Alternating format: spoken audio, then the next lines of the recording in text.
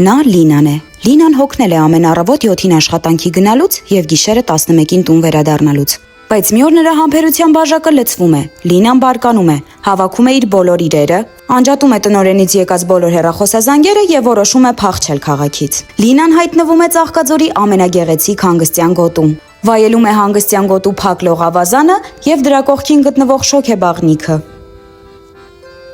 Այս ամենը վայելելուց հետո Լինան նստում է տաղավարում։ Հանկարծակի գիտակցում է, որ քաղցած է ու նկատում է իր կողքի մաղալը։ Լինան երջանիկ է։ Արդեն կուշտ Լինան դուրս է գալիս բակ, հիանում է տեսարանով, ուրախանում է տեսնելով խարույկի զոնան, որտեղ երեկոյան տաք թեյ է վայելելու։ Մտնում է ներս, հասկանում, որ այս հյուրասենյակում ոչ մի ազդող կոլեգա չկա, խոհանոցում էլ ոչ մի կեղտոտ սպասք։ Ապա գնում է ննջասենյակ, իր ամենասիրելի վայրը, եւ հասկանում, որ հենց սա է իրական երջանկությունը։